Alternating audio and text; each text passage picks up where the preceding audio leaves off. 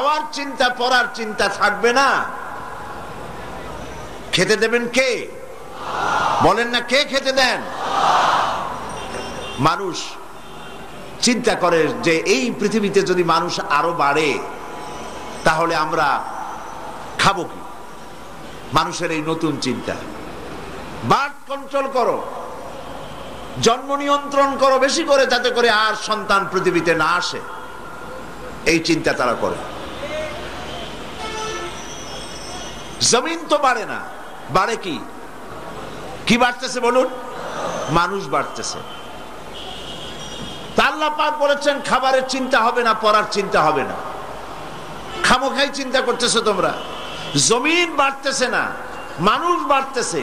মানুষ যে হারে বাড়তেছে সে হারে ফসল বাড়ে না কমে? বলেন আপনারা। আজ থেকে 30 বছর আগে জমিনে যে ফসল হতো তার থেকে এখন ফসল কি কমে না বাড়ে? এক ইরি ধান এখন নাকি 32 প্রকার বেরিয়েছে। দেখছেন অবস্থা?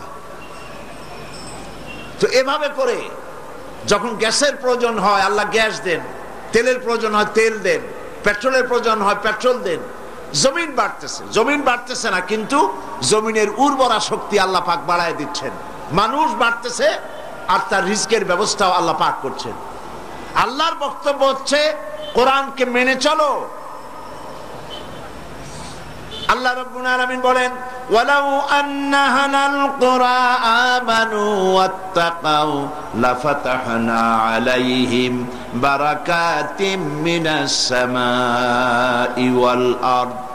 আল্লাহ পাক বলছেন দেশের লোকেরা, জনপদের লোকেরা যদি দুইটা কাজ করে, আমার উপরে যদি ঈমান আনে আর আমাকে ভয় করার নীতি যদি অবলম্বন করে চলে, তাহলে সেই দেশের মানুষের জন্য আকাশ আর জমিনের বরকতের সব দরজা আমি আল্লাহ খুলে দেব। রিজকের মালিক হচ্ছেন আল্লাহ পাক। তিনি চান কোরআনের অনুশাসন মেনে চলো, কোরআনের আইন মেনে চলো। কোরআন শুধু তেলাওয়াতের জন্য আসে নাই, শুধু মাথায় রাখার জন্য আসে নাই, শুধু বুকে লাগাবার জন্য আসে নাই। মাথায়ও লাগাও, বুকেও লাগাও, চুমাও খাও, তেলাওয়াত করো, মুখস্থও করো, সেই সাথে কোরআন বোঝো আর কোরআন দিয়ে সমাজকে পরিচালনা করো। কোরআন যারা মানে, আমরাও কোরআন মানি, মানায় মানেও বেশ কম আছে। আমরা মানি কিভাবে? এটা আল্লাহর কালাম তাই মানি, মাথায় রাখি, কিন্তু বুঝি না কি পড়ি আর আমলও করি না। যারা বোঝে এবং আইন ইমপ্লিমেন্ট করে দেশে, তারা কিভাবে উপকৃত হয়েছে আপনি দেখেন। আমি পার্লামেন্টে একবার 7ম সংসদে তদানীন্তন প্রধানমন্ত্রী সহ যখন হাউস ভর্তি ছিল, সেইখানে আমি বলেছিলাম আপনারা বাংলাদেশকে ইসলামী প্রজাতন্ত্রে ঘোষণা করুন, ইসলামী প্রজাতন্ত্র হিসাবে ঘোষণা করুন এবং কোরআনের আইন চালু করুন। দেশের অবস্থাটা কি হয় তা আপনারা দেখুন। আপনারা যারা মক্কা শরীফে যান, মদিনা শরীফে যান, হজ করেন, উমরা করেন, সেখান থেকে আসার সময় পাথর নিয়ে আসেন, আতর নিয়ে আসেন, সুরমা নিয়ে আসেন, খুরমা নিয়ে আসেন, কিন্তু সেখানে কি আর কিছু দেখতে পান না? কোরআনের আইন চালু করে কি শান্তিতে তারা লাভ করেছে। আল্লাহ পাক কোরআনে কারিমে বলছেন, আওয়ালাম ইয়ারাও আন্না জাআলনা হারামান আমিনান। তোমরা দেখতে পাও না আমি এই শহরকে কিভাবে, এই হারামকে কিভাবে নিরাপত্তার শহর বানিয়েছি।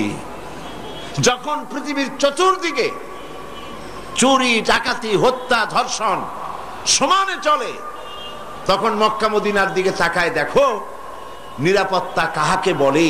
ওমান দাখালাহু কানা আমিনান, যেই ঢুকলো হারাম শরীফে সেই নিরাপত্তা পাইল। সুবহানাল্লাহ।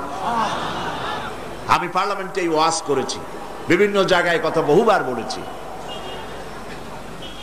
চাঁদের আলোকে হার মানায় দিতে পারে এমন সুন্দরী মহিলা, পুরুষ সঙ্গিনী ছাড়া একাকিনী, মক্কা শরীফে, মদিনা শরীফে নিজের শিবির, নিজের ডেরা, নিজের তাবু ছেড়ে রাত 2:30 3টার সময় হারাম শরীফে প্রবেশ করলো।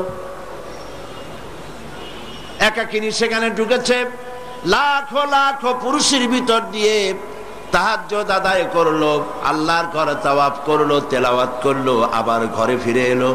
কোন পুরুষের সাহস হলো না, একবার নজর পড়েছ তো দ্বিতীয়বার আর একবার তার দিকে তাকায়া দেখে।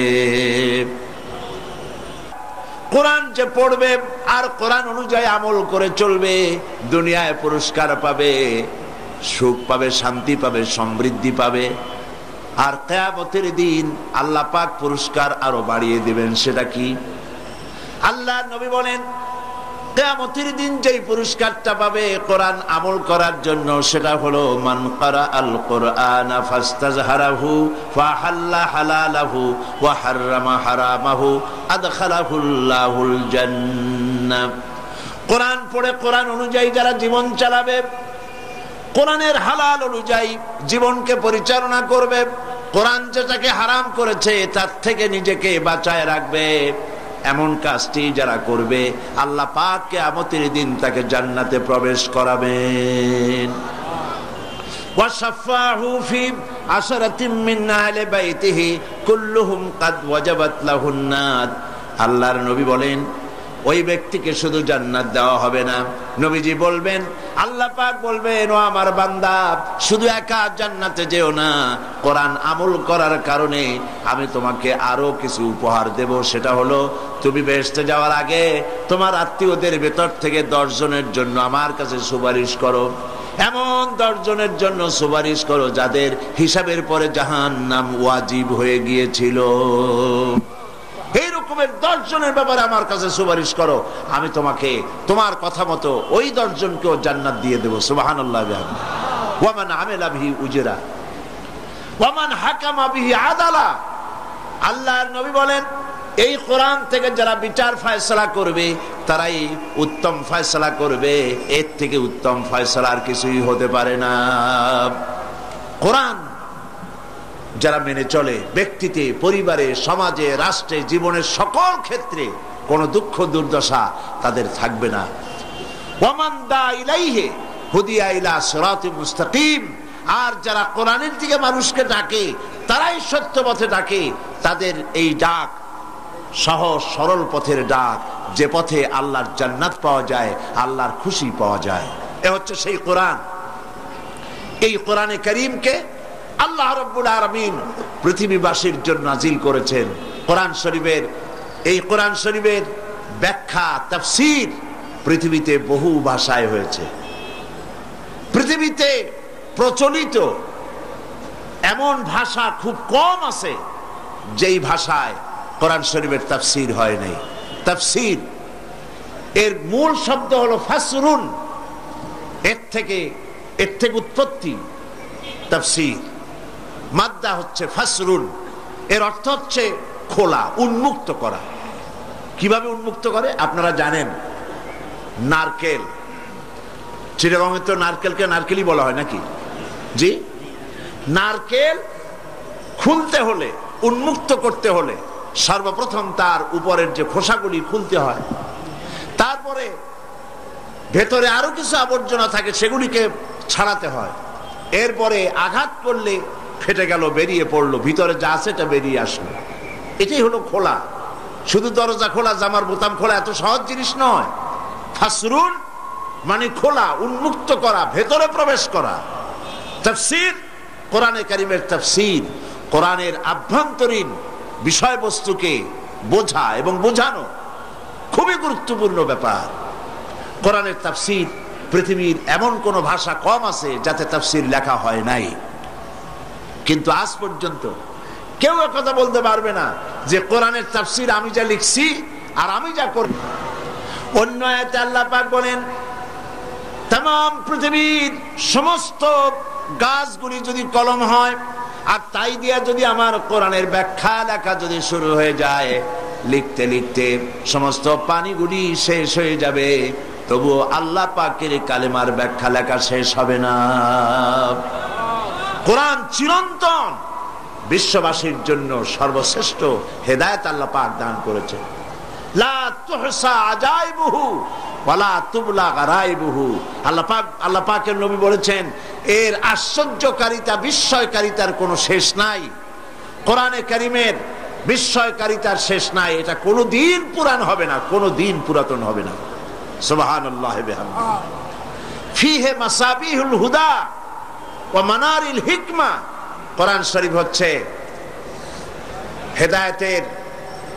হেদায়েতের মশাল আর বিজ্ঞানের সুউচ্চ মিনার।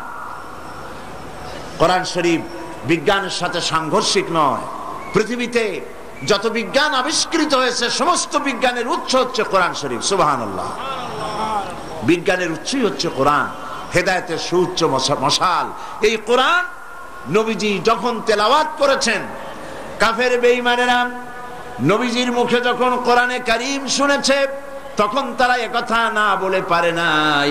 তখন তাদের চোখ থেকে পানি পড়েছে আর নিজেদের অজান্তে তাদের মুখ থেকে বেরিয়েছে লা ইলাহা ইল্লাল্লাহু মুহাম্মাদুর রাসূলুল্লাহ।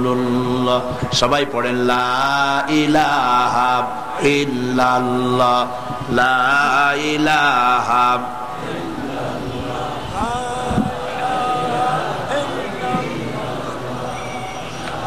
লা ইলাহা ইল্লাল্লাহ, লা ইলাহা ইল্লাল্লাহ, লা ইলাহা ইল্লাল্লাহ মুহাম্মাদুর রাসূলুল্লাহ।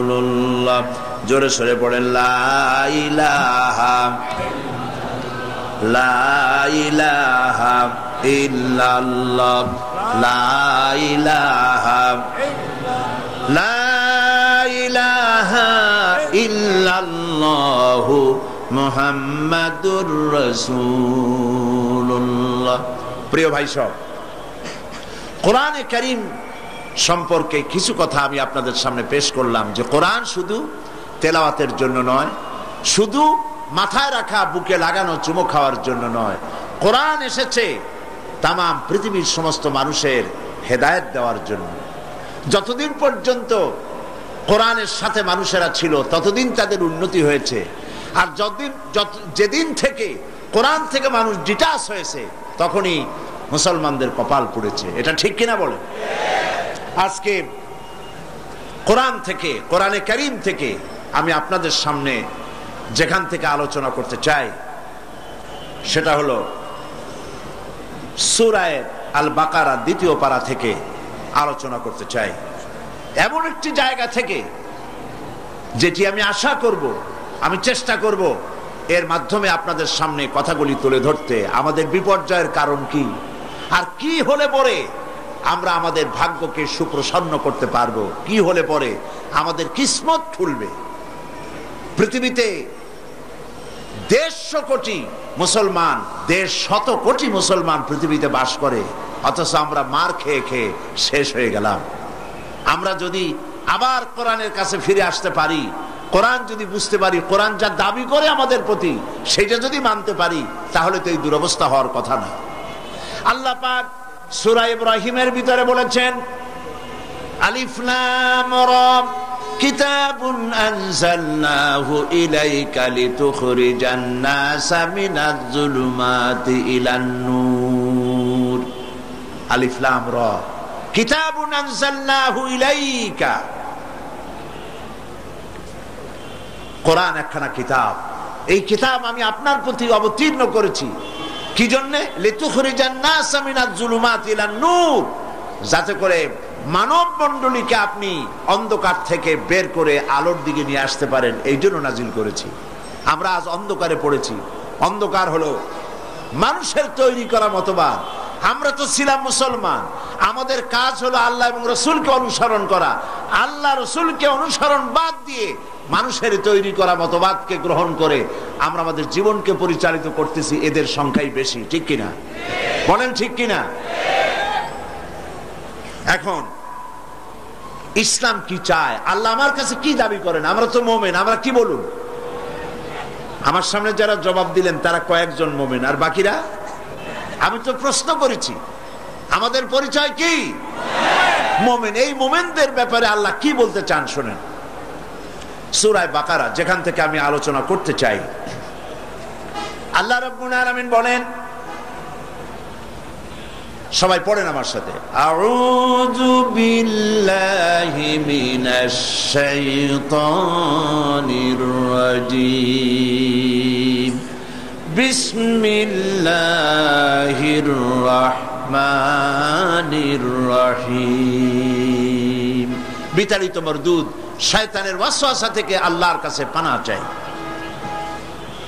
পরম করুণাময় আল্লাহর নামে শুরু করছি। আল্লাহ পাক যেন আমাদেরকে আলোচনায় বরকত দান করেন, বলি আমিন। আমরা যা শুনি তা যেন আমল করতে পারি, বলি আমিন। গোটা মুসলিম উম্মাহকে আল্লাহর কথা বোঝার তৌফিক দান করুন। আল্লাহ পাক বলছেন, ইয়া আইয়ুহাল্লাযীনা আমানু দুখুলু ফিস-সিলমি কাফা ওয়ালা তাত্তাবিউ খুতুওয়াতিশ শাইতান ইন্নাহু লাকুম আদুউম মুবিন।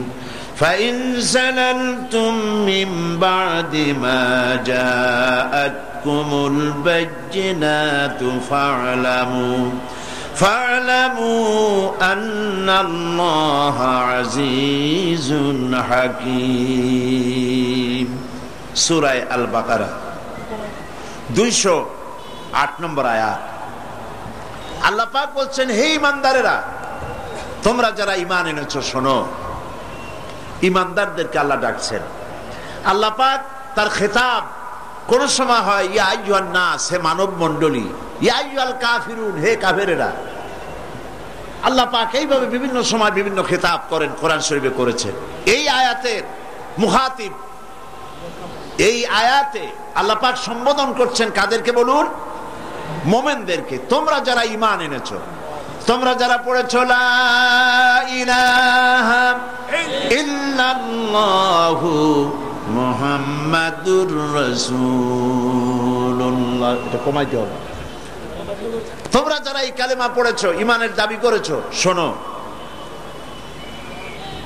উদখুলু ফিস-সিলমি কাফা, সিলমের ভিতরে পরিপূর্ণভাবে পূর্ণাঙ্গ রূপে সিলমের মধ্যে দাখিল হয়ে যাও, ইসলামের মধ্যে পরিপূর্ণ রূপে প্রবেশ করো।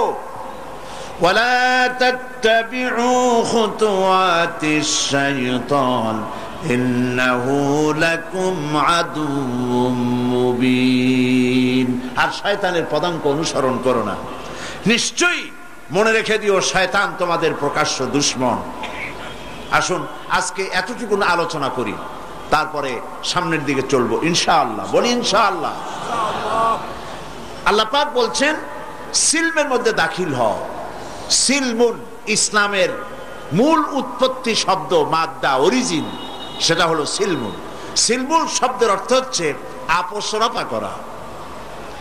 আপোষ রফা করো, সিলমের মধ্যে দাখিল হও, অর্থাৎ সারেন্ডার হও, আত্মসমর্পণ করো। মুমিনদেরকে বলা হচ্ছে আত্মসমর্পণ কার কাছে? ইসলামকে বলা হয় শান্তির ধর্ম, বলা হয় কিনা? প্রায় লোকেরা বলে ইসলাম হলো শান্তির ধর্ম, কিন্তু শান্তির ধর্ম এটা একটা আপেক্ষিক কথা। ইসলাম শান্তির ধর্ম ঠিক, কিন্তু শর্ত সাপেক্ষ। সিলমের মধ্যে যারা আত্মসমর্পণকারী, ইসলাম তাদের জন্য শান্তির ধর্ম। কথা বুঝতে পেরেছেন? এই জন্য সিলমের মধ্যে দাখিল হও, আত্মসমর্পণ করো। এই আত্মসমর্পণের কথা দেখুন আল্লাহ পাক শিখাচ্ছেন। দেখো আত্মসমর্পণ কাকে বলে, কোরআনের এক আয়াতের ব্যাখ্যা আর এক আয়াত। এই জন্য কোরআন শরীফের উত্তম তাফসীর হচ্ছে কোরআন দিয়ে কোরআনের তাফসীর করা। আমরা সেই চেষ্টাই করি, কোরআন দিয়ে কোরআনের তাফসীর। আল্লাহ রাব্বুল আলামিন বলছেন, আফাগায়রা দীনিল্লাহি ইয়াবগুন وله أسلم من في السماوات والأرض طوعا وكرها أفغير دين الله يبغون। তোমরা কি আল্লাহর দেওয়া জীবন ব্যবস্থাকে ছেড়ে দিয়ে অন্য কোন মতবাদ, অন্য কোন আদর্শ তালাশ করো? ওয়ালাহু আসলামা, এই দেখুন এখানে সিললাম, সিলমুন শব্দ এখানেও আছে। ওয়ালাহু আসলামা, মান ফিস সামাওয়াতি ওয়াল আরদ, অথচ আকাশে যা আছে জমিনে যা আছে আসলামা, সবাই আত্মসমর্পণ করেছে কার কাছে বলুন তো? ইচ্ছায় হোক অনিচ্ছায় হোক আত্মসমর্পণ করেছে কার কাছে? আল্লাহ পাকের কাছে। সূর্যের দিকে তাকায় দেখেন, চন্দ্রের দিকে তাকিয়ে দেখুন, চাঁদের ক্ষমতা নাই দিনের বেলায় উদিত হয়ে সূর্যের আলোকে কমায় দেয়, আবার সূর্যের ক্ষমতা নাই পশ্চিম দিক থেকে উদিত হয়, অথবা রাতের বেলায় এসে বাংলাদেশের জমিনে রাতের বেলায় উদিত হয়, এ ক্ষমতা নাই। চন্দ্র সূর্য একে অপরকে অতিক্রম করতে পারে না, কেউ কাউকে বাধাও দিতে পারে না। কোরআন শরীফ আল্লাহ পাক সূরা ইয়াসিনের ভিতরে পরিষ্কার করে বলেছেন, লাশ-শামসু ইয়ানবাগি লাহা আন তুদরিকাল কামারা ওয়ালাল লাইলু সাবিকুন নাহার ওয়া কুল্লুন ফি ফালাকিন ইয়াসবাহুন। প্রবল জ্ঞানী হইবে যাহারা, আপন মনেতে বুঝিবে তাহারা, রাত্রি পারে না আগে যাইবার, দিনের স্থান করি অধিকার। চন্দ্র বাঁধে না সূর্যের গায়েতে, সূর্য পারে না চন্দ্রকে ধরিতে। যার যে স্থান বহল রাখিয়া ভ্রমণ করিছে খোদাকে ডরিয়া। প্রত্যেকে আল্লাহকে ভয় করে চলছে, কেউ দাঁড়ায় নাই, চন্দ্র দাঁড়ানো নাই, সূর্য দাঁড়ানো নাই। ওয়াকুল্লুন ফি ফালাকিন ইয়াসবাহুন, সব আপন আপন কক্ষপথে ঘুরছে, মারামারি নাই, সংঘর্ষ নাই। চাঁদের সাথে সূর্য ধাক্কা লাগে না, গ্রহে নক্ষত্রে নক্ষত্রে ধাক্কা লাগে না, সব যার যার কক্ষপথে চলছে। কার হুকুম মানে? আল্লাহ পাক বলছেন ওয়ালাহু আসলামা, সব আনুগত্যের মস্তক আমার সামনে নত করে দিয়েছে। সুবহানাল্লাহ বলবেন না? মহাশূন্যের দিকে তাকিয়ে দেখুন একই অবস্থা। জঙ্গলের ভিতরে তাকিয়ে দেখেন, সেখানেও জঙ্গলি প্রাণীরা আল্লাহর আইন মেনে চলতেছে, সেখানেও আল্লাহর আইন ভঙ্গ করা হচ্ছে না। সমুদ্রের ভিতরে, দরিয়ার ভিতরে যত জলচর প্রাণী আছে সবগুলি যার যার আপন আপন পথে পথে চলছে, মারামারি নাই, সংঘর্ষ নাই। ওয়ালাহু আসলামা, যা কিছু আছে আকাশে, যা কিছু আছে জমিনে, সব আল্লাহর সামনে মাথা নত করে দিয়েছে। সুবহানাল্লাহ, সব আল্লাহর আইন মেনে চলছে। ওয়ালাহু আসলামা মান ফিস সামাওয়াতি ওয়াল আরদ। সারেন্ডার করো, সারেন্ডার করো, আত্মসমর্পিত হও। মুমিনদের কাছে আল্লাহ পাকের এটাই হচ্ছে হুকুম, অর্ডার। এই সারেন্ডারের নমুনা, আত্মসমর্পণের নমুনা আল্লাহ পাক এই জাতির পিতাকে দিয়ে আল্লাহ পাক দুনিয়ার মানুষকে শিখাইছেন আত্মসমর্পণ কারে বলে। এই জাতির পিতাকে দিয়ে আল্লাহ পাক বুঝাইছেন। কে জাতির পিতা? কে জাতির পিতা? এ ব্যাপারে কোনো আপোষ নাই, বিতর্কও নাই, ঠিক কিনা বলেন? মুসলমানদের জাতির পিতা নিয়ে কোনো বিতর্ক নাই, কোন আপোষ নাই। হযরত ইব্রাহিম আলাইহিস সালামকে আল্লাহ পাক বলেছেন আসলিম, সারেন্ডার করো, আত্মসমর্পণ করো। হযরত ইব্রাহিম আলাইহিস সালাম কোনো প্রশ্ন করেন নাই কোন ব্যাপারে আত্মসমর্পণ করব, কি ব্যাপারে করব, কোনো প্রশ্ন করেন নাই। হযরত ইব্রাহিম তার রবের পক্ষ থেকে যখন বলা হয়েছে আত্মসমর্পণ করো, সারেন্ডার করো, তিনি সঙ্গে সঙ্গে জবাব দিয়েছেন আসলামতু লিরাব্বিল আলামিন। বিনা বাক্য ব্যয়, কোনো প্রশ্ন ছাড়াই সারেন্ডার হয়ে গেলাম, মাথা নত করে দিলাম। সুবহানাল্লাহ, মাথা নত করে দিলাম। কারে বলে আত্মসমর্পণ? আত্মসমর্পণের নমুনা, মুসলমান হওয়ার নমুনা। মুসলমান মানেই তো হচ্ছে আত্মসমর্পণ করা। আল্লাহ যা বলেন সেইটা, আল্লাহ যা নিষেধ করেছেন সেটা থেকে ফিরতে হবে, আল্লাহ যা অর্ডার করেছেন সেটা মানতে হবে। আমরা কি তা করি? আমরা কি তা করি? সেই জন্য আল্লাহ পাক বলছেন মুমিনেরা ঈমানের দাবি তো করছো, কিন্তু ইসলামের মধ্যে পুরোপুরি দাখিল হও নাই। ইসলামের মধ্যে পরিপূর্ণভাবে দাখিল হতে হবে। বললেই হবে না আমি আল্লাহর উপর ঈমান এনেছি। কোরআনে কারীমের প্রথম রুকুতে আল্লাহ পাক বলেছেন ومن الناس من يقول آمنا بالله وباليوم الآخر وما هم بمؤمنين। লোকেদের মধ্যে এমন অনেক লোক আছে যারা বলে আল্লাহর প্রতি ঈমান এনেছি, পরকালের উপরে বিশ্বাস করেছি। আল্লাহ পাক বলছেন ওমা হুম বিমুমিনিন, এরা মুমিন না। কেন বললেন এই কথা? এই জন্য বলেছেন এদের মুখের কথার সাথে কাজের কোনো মিল নাই। এই জন্য আসলামা উদখুলু ফিস সিলমি কাফা, পরিপূর্ণভাবে দাখিল হও, আল্লাহর হুকুমের সামনে মাথা নত করো। এই মাথা নত করার দৃষ্টান্ত আল্লাহ পাক দেখালেন। হযরত ইব্রাহিম আলাইহিস সালামকে আল্লাহ পাক অর্ডার করলেন ছেলেকে জবাহ করার জন্য। কোরআন শরীফের মধ্যে আল্লাহ পাক পরিষ্কার করে বলেছেন, কোনো উপন্যাসের কথা নয়, কোনো গল্প নয়, কোনো ইতিহাসের কথা নয়, আল্লাহ পাকের নিজের কথা। আর কদিন পরেই কোরবানির ঈদ আসতেছে। আল্লাহ পাক হযরত ইব্রাহিম আলাইহিস সালামকে হুকুম করলেন ছেলে কোরবানি করার জন্য। আর হযরত ইব্রাহিম হযরত ইসমাইলকে তারকে শোনালেন, ইয়া বুনাইয়া ইন্নী আরা ফিল মানামি আন্নী আযবাহুক ফানজুর মাযা তারা। হে কলিজার টুকরা সন্তান, আমি স্বপ্ন দেখেছি যেন আমি তোমাকে জবাহ করছি। ফানজুর মাযা তারা, এখন তোমার মত কি, রায় কি, অভিমত কি, শোনাও আমাকে। তিনি কি বলছিলেন?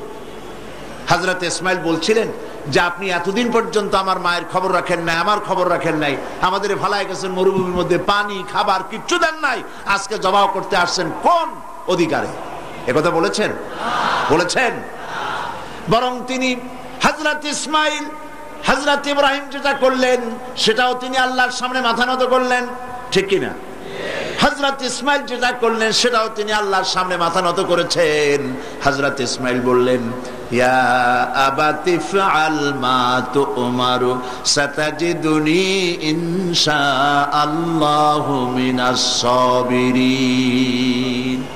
ইয়া আবাতি ফাআল, হে পিতা আপনি তাই করুন, মা তুমার, যে বিষয় আপনাকে আদেশ করা হয়েছে।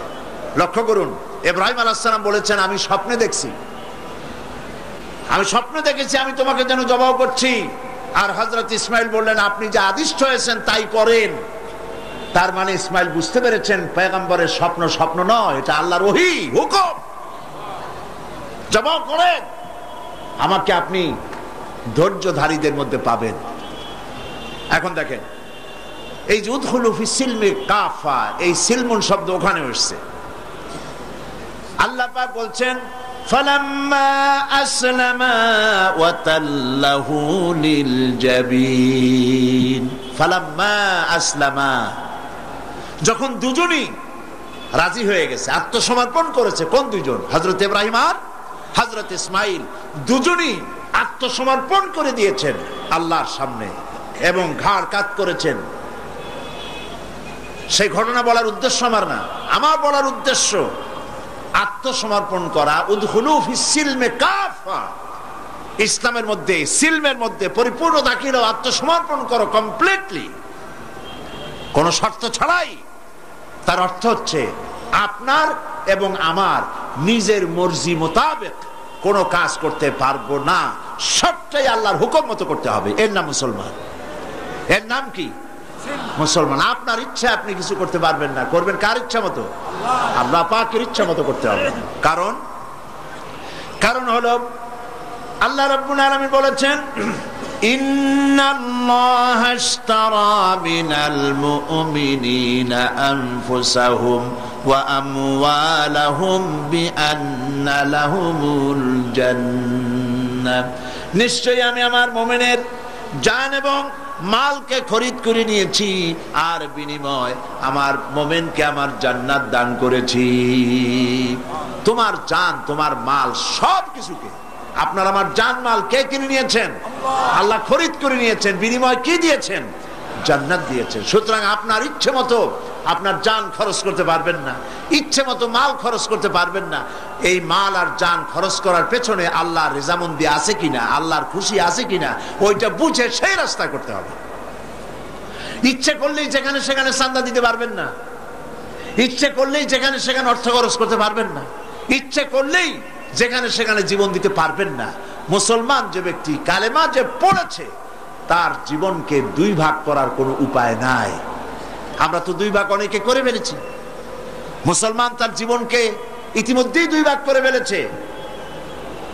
একদিকে আল্লাহর কথা মতো নামাজ, রোজা, হজ, যাকাত, আর একদিকে অর্থনীতি, সমাজনীতি, রাজনীতি, নির্বাচন, ভোট, ইলেকশন, যা কিছু আছে সব আলাদা। এটার সাথে আল্লাহর কোনো সম্পর্ক নাই, যাকে বলা হয় ধর্মনিরপেক্ষ মতবাদ। মানে শয়তান, তার তো কিছু কাজ করা লাগবে। শয়তান তো প্রথম দিনই আসছে পৃথিবীতেই ওয়াদা করে আদম আলাইহিস সালামের সাথে সে উল্টা করবে।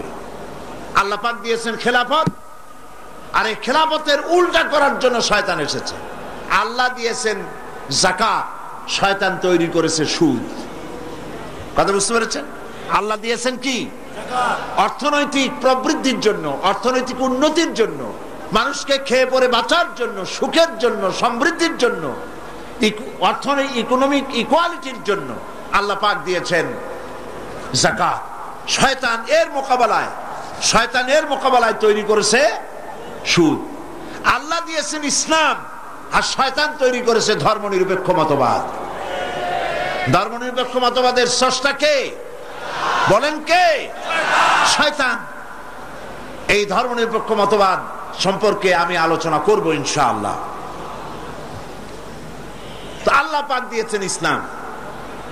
ইসলামের মধ্যে দাখিল হও, এবং ইসলামের মধ্যে দাখিল হওয়ার অর্থই হচ্ছে পূর্ণাঙ্গ ইসলামকে মেনে নেওয়া, তাহলেই শান্তি আসবে।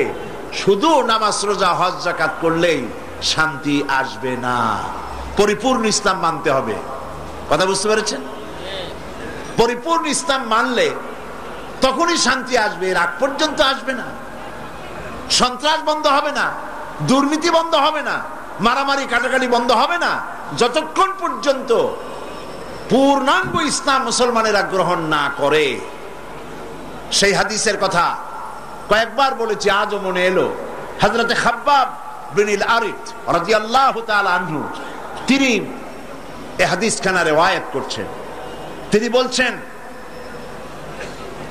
আমরা একবার নবী করিম সাল্লাল্লাহু আলাইহি সাল্লামের কাছে গেলাম। ওয়ান খাব্বাব বিন আল-আরিত রাদিয়াল্লাহু তাআলা আনহু আন্নাহু ক্বাল শাকাউনা ইলা রাসূলিল্লাহি সাল্লাল্লাহু আলাইহি ওয়াসাল্লাম ওয়া হুয়া মুতাওয়াসসাদুন বুরদাতুন লাহু ফি জিল্লিল কাবা।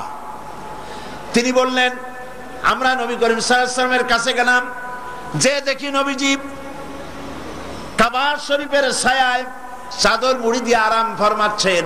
আমরা কাছে গিয়ে বললাম, আলা তাস্তানসিরু লানা আলা তাদউ লানা ইয়া রাসূলুল্লাহ, হে রাসূল, আপনি কি আমাদের জন্য আল্লাহর কাছে সাহায্য প্রার্থনা করবেন না? আপনি কি আমাদের জন্য আল্লাহর কাছে দোয়া করবেন না? আমরা তো মার খেতে খেতে শেষ হয়ে গেলাম। আমাদের খাব্বাবকে তারা মারছে, খুবাইবকে মারছে, আম্মারকে, সোয়েবকে, বেলালকে মেরে শেষ করে ফেলছে। খাবার নাই, পরার নাই, কত কষ্ট আমাদের। নবীজি উঠে বসলেন, বুখারীর হাদিস। নবীজি উঠে বসলেন, বললেন, খাব্বাব শোনো, শোনো খাব্বাব, তোমাদের আগে এই পৃথিবীতে দ্বীনের দাওয়াত দিতে যারা এসেছিলেন, ইসলামের দাওয়াত দিতে যারা এসেছিলেন, তাদেরকে ধরা হতো, ফায়ুখাজুর রাজুল, তাদেরকে সমকালীন রাষ্ট্র শক্তি তাদের ধরত, ফায়ুহফারু লাহু ফিল আরদ, এবং তার জন্য জমিনের মধ্যে গর্ত খনন করা হতো, ফায়ুজআলু ফিহা, এরপরে সেই গর্তের ভিতরে তাকে কোমর পর্যন্ত ডাবায় দেওয়া হতো, সুম্মা ইউতা বিল মানশার, এরপরে করাত আনা হতো, ফায়ুদাউ আলা রাসিহি, এরপরে এই করাতটা তার মাথার উপরে রাখা হতো, ফায়ুজআলু নিসফাইন, করাত দিয়ে চিরে জীবিত মানুষটাকে দ্বিখণ্ডিত করে ফেলা হতো।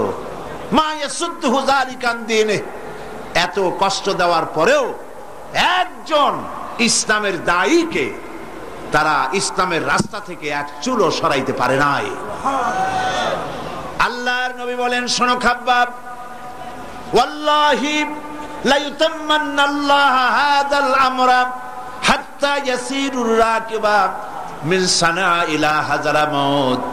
তিনি বলছেন, শোনো খাব্বাব, আমি আল্লাহর নামে কসম করে বলি, আমি আল্লাহর নামে কসম করে বলি, সেই দিন বেশি দূরে নয় যেদিন ইয়েমেনের রাজধানী সানা থেকে শুরু করে হাজরামাউত পর্যন্ত লোকেরা যাতায়াত করবে, মানুষেরা চলাফেরা করবে, নারী তার সৌন্দর্যের পসরা নিয়ে, ব্যবসায়ীরা তাদের পুঁজি নিয়ে রাস্তা দিয়ে, মরুভূমি দিয়ে দিনেও চলবে, রাতেও চলবে।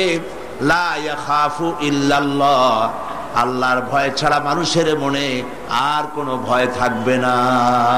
সুবহানাল্লাহ, সুবহানাল্লাহ। মানুষের মনে আর কোনো ভয় থাকবে না। ওয়ালাকিন্নাকুম তাস্তাজিলুন, তোমরা তাড়াহুড়ো করছো, অপেক্ষা করো, এরকম সমাজ আসবে। কোরআন সেই সমাজ কায়েম করেছিল, ওই মুসলমান তৈরি করেছিল, যেই মুসলমান ইসলামকে পরিপূর্ণরূপে জীবনের সকল ক্ষেত্রে মানত। ব্যক্তিতে, পরিবারে, সমাজে, রাষ্ট্রে, জীবনের সব জায়গায় ইসলামকে তারা মানত বলেই এই শান্তি তাদের ভিতরে এসেছিল। এই জন্য আল্লাহ পাক বলছেন, ইয়া আইয়ুহাল্লাযীনা আমানু দুখুলু ফিস-সিলমি কাফা, ও বিশ্বাসীরা, তোমরা যারা ঈমান এনেছো, শোনো, ইসলামের ভিতরে, সিলমের মধ্যে পরিপূর্ণ রূপে দাখিল হয়ে যাও। একটু আটটু নয়, পরিপূর্ণ রূপে দাখিল হয়ে যাও। সেটা কিভাবে? আল্লাহ পাক কোরআনের মধ্যে অন্যত্র বলেছেন, বলো, কুল ইন্না সলাতি ওয়া নুসুকি ওয়া মাহইয়ায়া ওয়া মামাতি লিল্লাহি রাব্বিল আলামিন। পড়েন সবাই, ইন্না সলাতি ওয়া নুসুকি ওয়া মাহইয়ায়া ওয়া মামাতি লিল্লাহি রাব্বিল আলামিন। বলো, ইন্না সলাতি, নিশ্চয় আমার নামাজ, আমার কোরবানি, আমার হায়াত, আমার মত সব আল্লাহর জন্য। কার জন্য? আল্লাহর জন্য। সবটা আল্লাহর জন্য। আমার হায়াত, আমার মত, আমার নামাজ, আমার বেঁচে থাকা, আমার মরে যাওয়া সব আল্লাহর জন্য। জীবনের কোন একটি অংশ আপনি আলাদা করতে পারবেন না আল্লাহর হুকুম থেকে। আপনি যখনই পড়েছেন লা ইলাহা ইল্লাল্লাহ, তখন ইমানের এই দড়ি দিয়ে হাত পা সব বান্ধা হয়ে গেছে। সুবহানাল্লাহ বলেন। প্রশ্ন করতে পারেন, কেউ প্রশ্ন তুলতে পারে যে লা ইলাহা ইল্লাল্লাহর অর্থ হলো আল্লাহ ছাড়া কোনো ইলাহ নাই, মুহাম্মদ সাল্লাল্লাহু আলাইহি ওয়াসাল্লাম আল্লাহর প্রেরিত রাসূল। এইটুকুন কথা বললে পরে আমার নামাজ, রোজা, হজ, যাকাত, আমার ব্যবসা বাণিজ্য, চলাফেরা, ওঠা বসা, অর্থনীতি, রাজনীতি, গোষ্ঠীযুদ্ধা, এইটার সাথে বাঁধা গেল কেমনে? প্রশ্ন উঠতে পারে। এটা আমি এইভাবে বুঝাই, দৃষ্টান্তটা এভাবে দেই। যখন লোকেরা বিবাহ করে, বিবাহ করার সময় মেয়েকে বলা হয়, কনেকে বলা হয়, অমুকের ছেলে অমুকের সাথে এত টাকা মহারানায় তোমাকে তার নিকাহে সবর্দ করা হচ্ছে। মহিলা তখন মৌন সম্মতি অথবা মুখ খুলে বলে আলহামদুলিল্লাহ, কবুল করলাম, একটা কিছু বলে বা চুপ করে থাকে। আর পুরুষকে যখন বলা হয় অমুকের মেয়ে অমুককে এত টাকা মহারানায় তোমার বিবাহে, তোমার নিকাহে সবর্দ করা হচ্ছে, সে তখন আলহামদুলিল্লাহ বলে, কবুল বলে, গ্রহণ করলাম বলে। কথা তো বললো কবুল। এখন দেখুন, কিছুদিন যাওয়ার পর যদি ওই মেয়ে লোকটি, স্ত্রী, সে যদি বলে যে আমার কাপড় ছিঁড়ে গেছে, কাপড় এনে দাও, আমি অসুস্থ হয়েছি, আমাকে চিকিৎসা করাও, আমি বাপের বাড়ি যাব, খরচ দাও, ইত্যাদি যদি বলে। আর যদি তখন স্বামী বলে যে আমি তো বিয়ের সময় শুধু কবুল বলছিলাম, তোমার শাড়ি কিনে দেওয়া লাগবে, তোমার চিকিৎসা করার লাগবে, তোমার বাপের বাড়ি পাঠাবার খরচ আমার দেওয়া লাগবে, এই সব কথা তো আমি স্বীকার করি নাই। আবার উল্টাটা দেখেন, স্ত্রীকে যদি স্বামী বলে আমার জন্য রান্না করো, তাড়াতাড়ি আমি অমুক জায়গায় যাব, অথবা আমাকে এক গ্লাস পানি দাও, অথবা মশারিটা টানায় দাও, অথবা আমার কাপড় চোপড় ধুয়ে দাও। বউ যদি বলে আমি তো শুধু চুপ করেছিলাম, তোমার কাপড় চোপড় ধুয়ে দেওয়া লাগবে, এই কথা তো তখন হয়নি। তোমার বিছানা গুছায় দিতে হবে, এই কথা তো তখন হয়নি। এটা যদি বলে তাহলে এই বিবাহ টিকবে? টিকবে এই বিবাহ? অর্থটা কি দাঁড়ালো? অর্থ দাঁড়ালো এই বিবাহ বন্ধনের সময় মহিলাটি যে মৌন সম্মতি দিয়েছেন আর পুরুষটি যে কবুল বলেছেন, আলহামদুলিল্লাহ বলেছেন, এই কবুলের মধ্যে স্বামী স্ত্রীর উভয়ের সুখ, সৌন্দর্য, শান্তি, নিরাপত্তা, আদান প্রদান, যা কিছু সব, খাওয়া পরা, বিছানা ইত্যাদি সব এই কথার মধ্যে এসে গিয়েছে। স্ত্রীর পুরা দায়িত্ব স্বামীর উপরে এসেছে, স্বামীর পুরা দায়িত্ব স্ত্রীর কাছে চলে গিয়েছে একটা কবুল শব্দ বলার কারণে। কথাটা ঠিক কিনা? ঠিক অনুরূপ ভাবে বুঝতে চেষ্টা করুন। যখন আপনি মনে মনে বিশ্বাস করে মুখ দ্বারা যখন উচ্চারণ করেছেন লা ইলাহা ইল্লাল্লাহ, সবাই পড়েন লা ইলাহা ইল্লাল্লাহু মুহাম্মাদুর রাসূলুল্লাহ, এই কালেমা মুখ দিয়ে যখন উচ্চারণ করেছেন, কোনো ইলাহ নাই, আইনদাতা নাই, বিধানদাতা নাই, শাসনকর্তা নাই, কেউ নাই আল্লাহ ছাড়া। আর মুহাম্মদ সাল্লাল্লাহু আলাইহি ওয়াসাল্লাম তিনি আমার রসুল, তিনি আল্লাহ রসুল, তিনি আমার নেতা, এই কথা যখন স্বীকার করেছেন, সমস্ত মুসলমান নরনারী কলিজার মধ্যে এই কথা গেঁথে নিন। আপনার ইচ্ছা মতো আপনি নির্বাচন করতে পারেন না, আপনার ইচ্ছে মতো আপনি রাজনীতি করতে পারেন না, আপনি ইচ্ছে মতো পার্লামেন্ট চালাইতে পারেন না, আপনি ইচ্ছে মতো আপনার কোর্ট, আপনার আদালত, আপনার দেশ, আপনার ক্যান্টনমেন্ট, আপনার শিক্ষাঙ্গন কোনটাই আপনার মত মতো চালাইতে পারেন না। এমন কোন আইন চালাতে পারবেন না, এমন কোন আইন প্রণয়ন করতে পারবেন না যেটা করতে গেলে আল্লাহর আইনের সঙ্গে সাংঘর্ষিক হয়ে যায়। আপনার জনগণ, আপনার দেশকে সামনে রেখে আইন তৈরি করা, বিভিন্ন কার্যক্রম পরিচালনা করা, সবটাই আপনি করতে পারবেন, তবে আপনার মেইন লক্ষ্য থাকবে আমি যা করতেছি আল্লাহর হুকুমের সাথে যেন সাংঘর্ষিক, কন্ট্রাডিকশন না হয়। কথা বুঝতে পেরেছেন? এমন আইন করতেই পারবেন না, এমন বিল পাশ করতেই পারবেন না যে আইন, যে বিল পাশ করলে কোরআনের সাথে বিরোধিতা হয়। বুঝে আসছে কথা? কাজী যখন আমি মুসলমান, আল্লাহর কথা হচ্ছে নামাজ, দাড়ি, টুপি আর লম্বা জামা, এটাই মুসলমান হওয়ার জন্য শর্ত নয়। দাড়ি, টুপি, জামা ইত্যাদি গুলি তো লাগবেই। আবার কেউ ভুল বুঝবেন না, আমরা তো বলি একরকম, লোকেরা বোঝে আবার আর এক রকম, নানান রকমের বুঝ। হয়তো বলি বসবে, সাইদি সাহেব গত রাত্রে ওয়াজ করেছেন, কালকে হয়তো পত্রিকায় দেখা যাবে, কোন পত্রিকা শরীফে লাগবে যে উনি বলেছেন দাড়ি, টুপি এগুলা কোনো বেহুদা জিনিস, লাগবেই না। কথা তো এটা না, কথা হচ্ছে দাড়ি টুপি লাগবে, যেমন পুলিশের ইউনিফর্ম লাগবে। কথা বুঝছেন? এখন পুলিশের ইউনিফর্ম, বিডিআর এর ইউনিফর্ম, আর্মির ইউনিফর্ম, দেখছেন না ইউনিফর্ম, জামা, তার উপরে এখানে র্যাঙ্ক লাগানো, ফিতা লাগানো, বাঁশি লাগানো, বারান্দাওয়ালা টুপি, প্যান্ট শার্ট ইত্যাদি, যার যেরকম র্যাঙ্ক সেই র্যাঙ্ক অনুযায়ী এগুলি পড়তে হয়। এখন কোন আর্মি, কোন বিডিআর, কোন পুলিশ মনে করলো যে আমি ইউনিফর্ম যখন পরেছি তখন আর অসুবিধা কি, সে শুয়ে শুয়ে সিগারেট টানতেছে অথবা গল্প করতেছে। সীমান্তে দামামা বেজে উঠেছে, সরকারের পক্ষ থেকে অর্ডার করা হয়েছে সীমান্তে চলে যাও সবাই, সমস্ত সেনাবাহিনী, বিডিআর, এয়ারফোর্স, নেভাল ফোর্স সব যুদ্ধের জন্য প্রস্তুতি নাও। এরা মনে করতেছে যে যখন ইউনিফর্ম পরছি আমার চাকরি যায় কই, ঠ্যাঙ্গের উপরে ঠ্যাং ফেলাইয়া সিগারেটে টান দিয়া উপরে ফু দিয়া তাকায়, তাকে ফু গেল কদ্দু, চাকরি থাকবে? চাকরি থাকবে না। আবার ইউনিফর্ম ছাড়া যদি যুদ্ধে লাফায় পড়ে, মার খাওয়া ছাড়া পথ আছে? ইউনিফর্ম ছাড়া যদি দাবি করে আমি বিডিআর পুলিশ, প্রথমে তো ধোলাই হবে ভালো করে, তারপরে চিন্তা করবে যে লোকটা আসলে বিডিআর বা পুলিশ কিনা, ঠিক না? সেই জন্য ইউনিফর্ম প্রয়োজন, ইউনিফর্মের সাথে তার কাজটাও প্রয়োজন। কথা বুঝতে পেরেছেন? ইউনিফর্ম হচ্ছে তার পরিচিতি, আর কাজটা হলো সাথে জরুরি, হুকুম পালন করা সরকারের। দাড়ি, টুপি, জামা মুসলমানদের ইউনিফর্ম। সুবহানাল্লাহ বলে। সুবহানাল্লাহ বলে। মুসলমানদের ইউনিফর্ম, দাড়ি, টুপি, পাগড়ি, জামা, এগুলি হচ্ছে তার ইউনিফর্ম।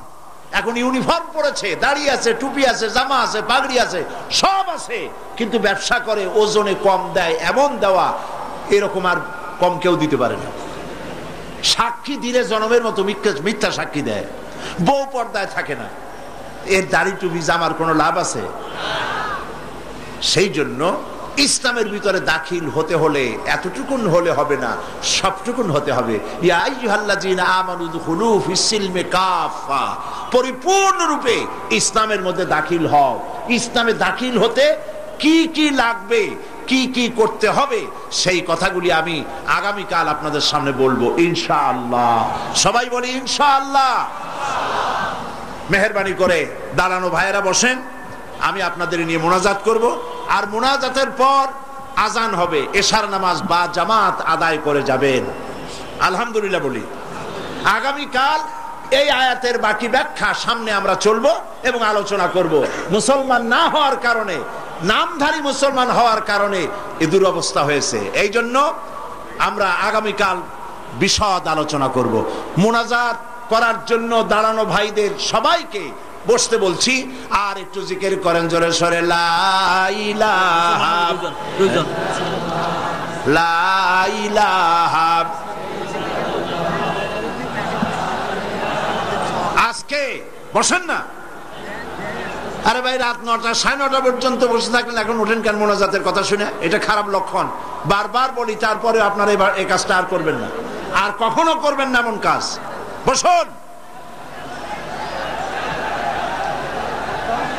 আজকে প্রথম দিনেই 2 জন ইসলাম কবুল করার জন্য এসেছেন, আলহামদুলিল্লাহ বলেন। হিন্দুরা ইসলাম কবুল করে আর মুসলমান মোনাজাত না করে হাইটা যায়, কি আশ্চর্য কথা।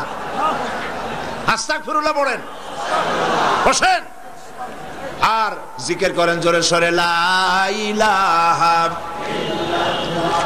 লা ইলাহা। এ কি হিন্দু নাকি?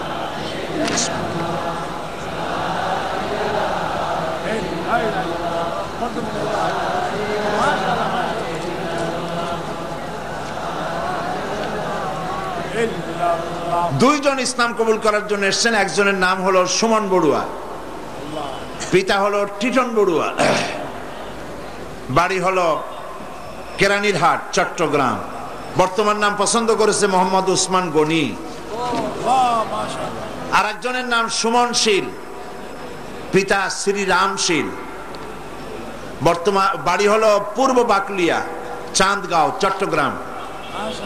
বর্তমান নাম পছন্দ করেছে মোহাম্মদ কামরুল হাসান। এসো।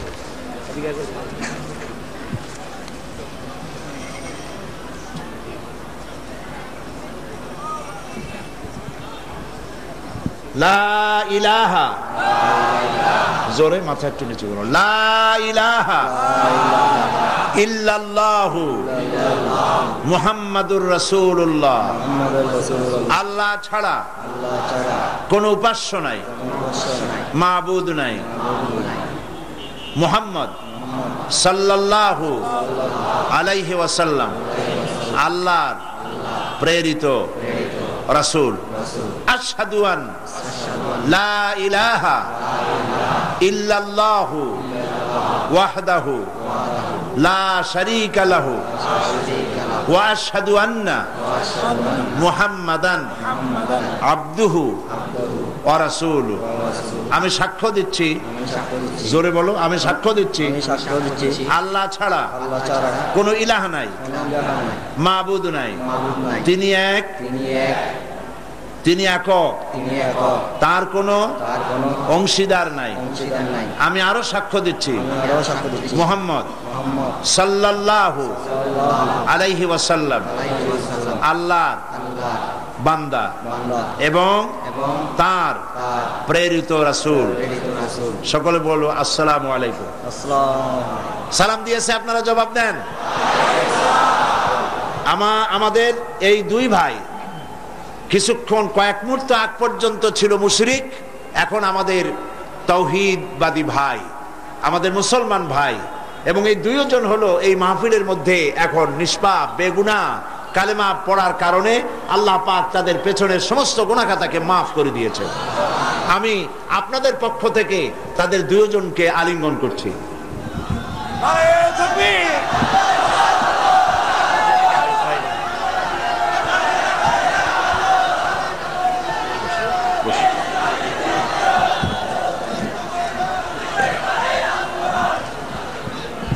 প্রিয় ভাই সব,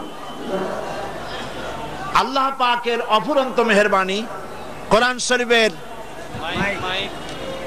কোরআন শরীফের তাফসীরের মাহফিল এবারে 23 বছরে পদার্পণ করছে। জোরে বলেন আলহামদুলিল্লাহ।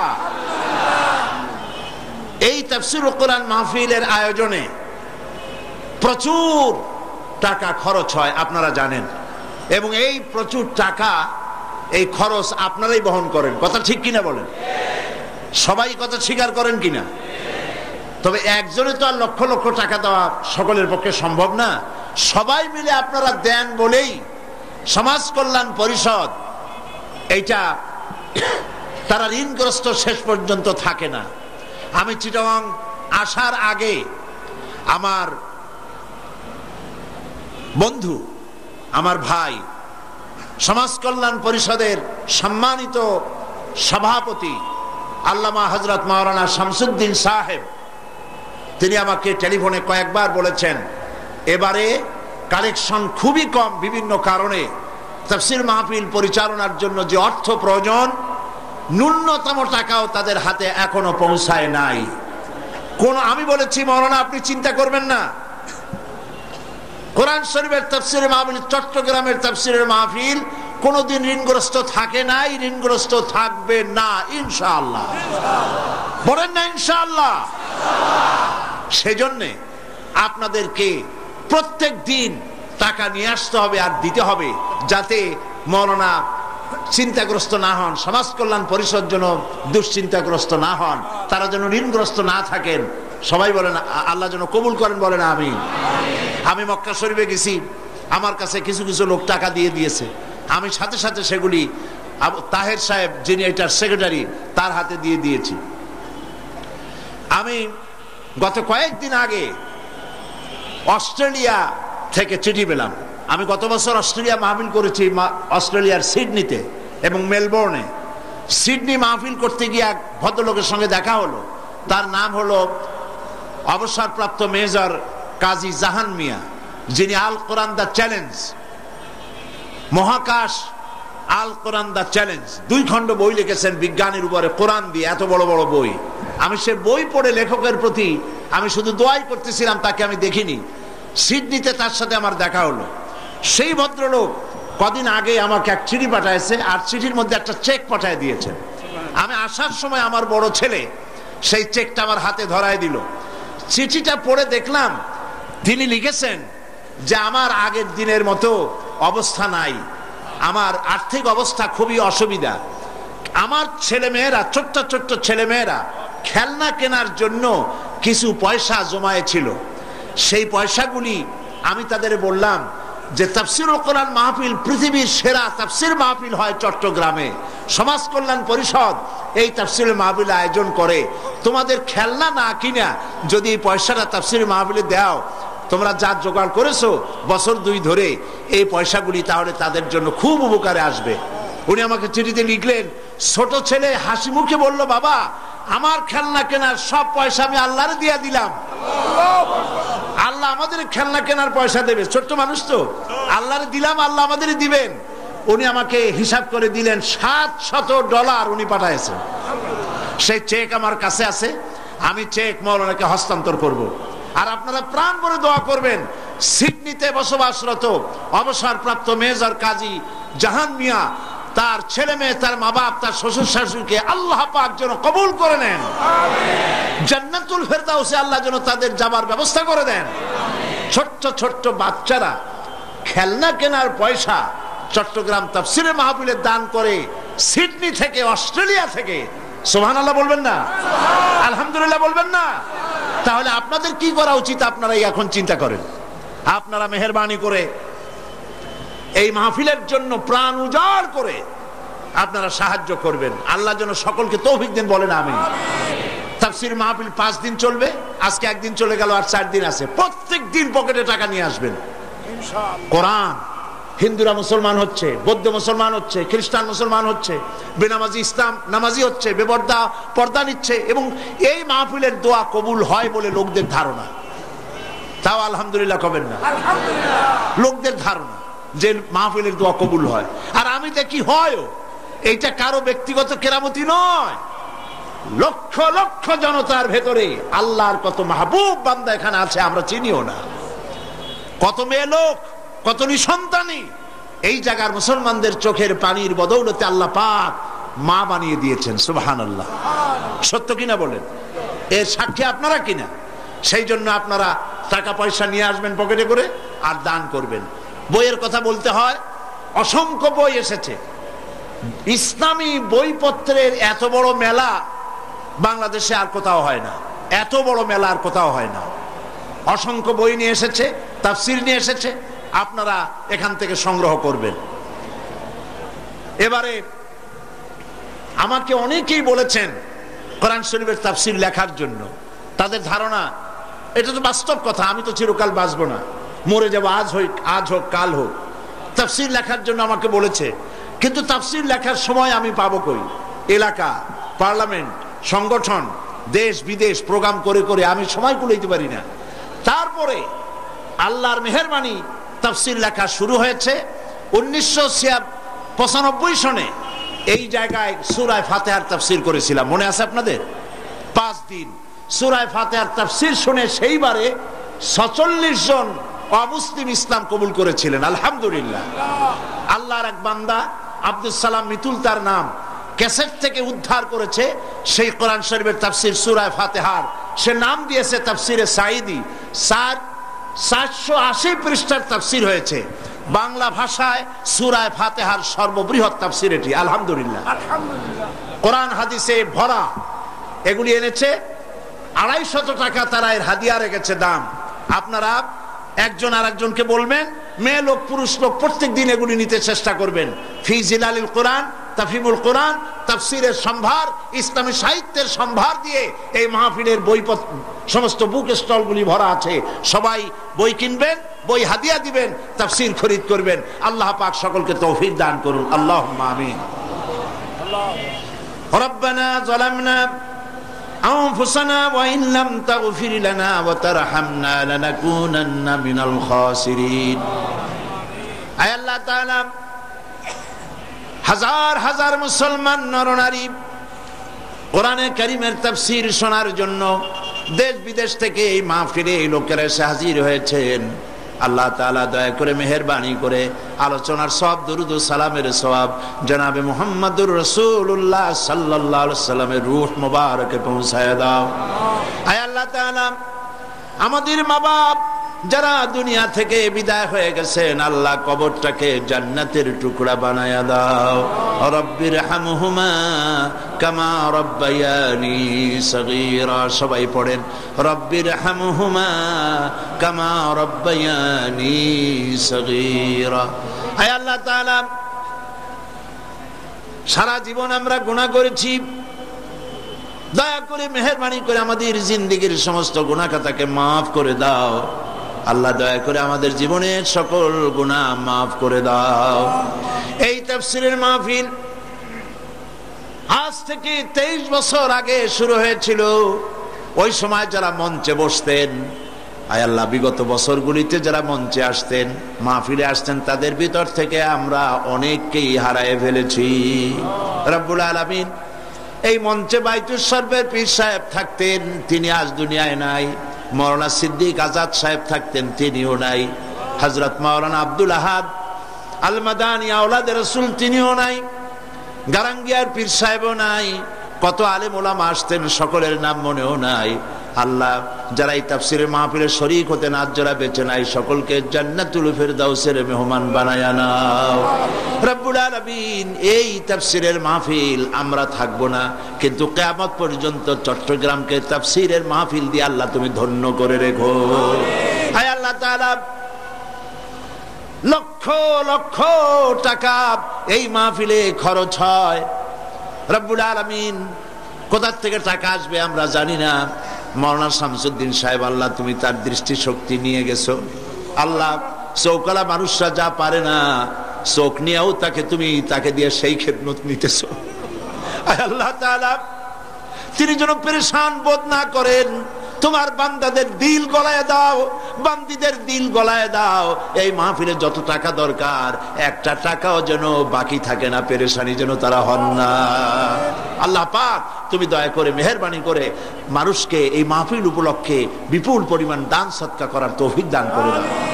আল্লাহ তাআলা দেশ বিদেশ থেকে কত মানুষ যে দোয়া চেয়েছে তুমি জানো। আল্লাহ তাদের যে যে কারণে দোয়া চেয়েছে সকলের নেক দোয়া আল্লাহ তুমি কবুল করো। রব্বুল আলামিন আরো 4 দিন এই মাঠে কোরআনে কারীমের তাফসীর করার, বয়ান করার তৌফিক যারা করবে তাদের তৌফিক দাও। মানুষ যে কথা বললে বোঝে সেই কথা বলাও। আল্লাহ তাআলা তুমি দয়া করে তোমার বান্দা বান্দীদেরকে যাতায়াত আসান করে দাও, দুর্ঘটনা থেকে রক্ষা করো, বাড়িঘর হেফাজত করো, মাল সম্পদকে হেফাজত করো। যারাই মাহফিলে আসবে আল্লাহ তুমি দয়া করে তাদেরকে তাদের সব ব্যাপারে তুমি দায়িত্ব নিয়ে নাও। আল্লাহ তাআলা এই মাহফিল যারা সাহায্য করেছেন, করবেন, পরামর্শ দেন, কষ্ট করেন, সকলকে কবুল করো। আল্লাহ তাআলা গোটা পৃথিবীতে সমস্ত মুসলমানদের উপরে রহমত নাজিল করো, মুসলমানদেরকে বিপদ মুসিবত থেকে রক্ষা করো। আল্লাহুম্মা জাআলনা মিনাত তাওয়াবিন ওয়াজআলনা মিনাল মুতাতাহহিরিন ওয়াজআলনা মিন ইবাদিকাস সালিহিন ওয়াজআলনা মিনাল্লাযিনা লা খাউফুন আলাইহিম ওয়ালা হুম ইয়াহজানুন। রব্বানা তাকাব্বাল মিন্না ইন্নাকা আনতাস সামিউল আলিম ওয়া তুব আলাইনা ইন্নাকা আনতাত তাওয়াবুর রহিম। সুবহানা রাব্বিকা রাব্বিল ইজ্জাতি عما يصفون وسلام على المرسلين والحمد لله رب العالمين بحق لا إله إلا الله محمد رسول الله. السلام عليكم ورحمة الله.